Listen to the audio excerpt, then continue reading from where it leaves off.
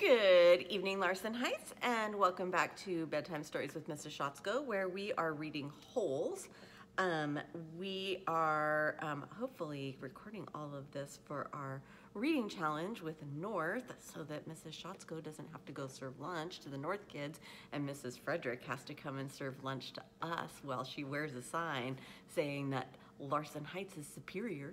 So hopefully you are all doing lots of reading and marking it down on your sheets to be turned in on the 27th. Today we are on chapter 10 of Holes, where Stanley is settling in. He has a new nickname.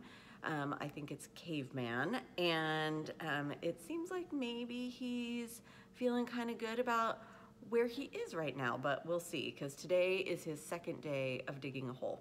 So chapter 10. Stanley had no trouble falling asleep, but morning came much too quickly. Every muscle and joint in his body ached as he tried to get out of bed. He didn't think it was possible, but his body hurt more than it had the day before. It wasn't just his arms and back, but his legs, ankles, and waist also hurt. The only thing that got him out of bed was knowing that every second he wasted meant he was 1 second closer to the rising sun. He hated the sun. He could hardly lift his spoon during breakfast, and then he was out on the lake, his spoon replaced by a shovel. He found a crack in the ground and began his second hole. He stepped on the shovel blade and pushed on the very back of the shaft with the base of his thumb. This hurt less than trying to hold the shaft with his blistered fingers. As he dug, he was careful to dump the dirt far away from the hole. He needed to save the area around the hole for when his hole was much deeper.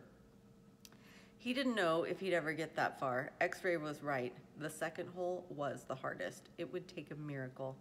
As long as the sun wasn't out yet, he removed his cap and used it to protect his hands. Once the sun rose, he would have to put it back on his head. His neck and forehead had been badly burned the day before.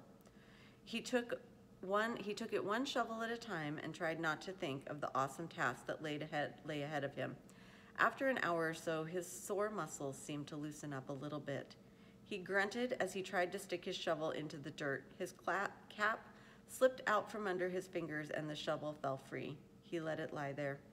He took a drink from his canteen. He guessed that the water truck should be coming soon, but he didn't finish all the water just in case he was wrong. He'd learned to wait until he saw the truck before drinking the last drop. The sun wasn't yet up, but its rays arced over the horizon and brought light to the sky. He reached down to pick up his cap, and there next to it he saw a wide, flat rock. As he put his cap on his head, he continued to look down at the rock. He picked it up. He thought he could see the shape of a fish fossilized in it. He rubbed off some dirt, and the outline of the fish became clearer. The sun peeked over the horizon, and he could actually see tiny lines where every one of the fish's bones had been. He looked at the barren land all around him. True, everyone referred to this area as the lake, but it was still hard to believe that this dry wasteland was once full of water. Then he remembered what Mr. Sir and Mr. Pendanski had both said. If he dug up anything interesting, he should report it to one of them. If the warden liked it, he would get the rest of the day off. He looked back down at his fish. He'd found his miracle. He continued to dig, though very slowly, as he waited for the water truck. He didn't want to bring attention to his find, afraid that one of the other boys might try to take it from him. He tossed the rock face down beside his dirt pile as if it had no special value. A short while later, he saw the cloud of dirt heading across the lake. The truck stopped and the boys lined up. They always lined up in the same order, Stanley realized, no matter who got there first. X-Ray was always at the front of the line. Then came Armpit, Squid, Zigzag, Magnet, and Zero. Stanley got in line behind Zero. He was glad to be at the back so no one would notice the fossil. His pants had very large pockets, but the rock still made a bulge. Mr. Pendanski filled each boy's canteen until Stanley was the only one left. "I found something," Stanley said, taking it out of his pocket. Mr. Pendanski reached for Stanley's canteen, but Stanley handed him the rock instead. "What's this?" "It's a fossil," said Stanley. "See the fish?" Mr. Pendanski looked at it again. "See, you can even see all of its little bones," said Stanley.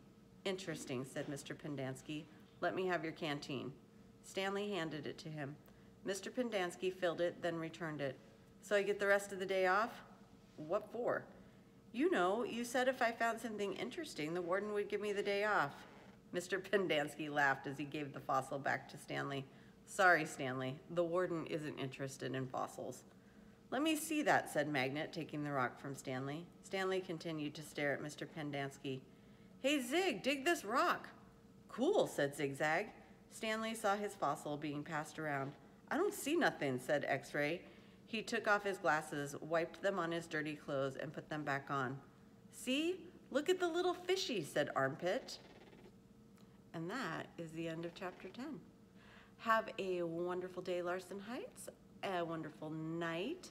Sleep tight. Don't let the bed bugs bite. And I cannot wait to see you all tomorrow morning.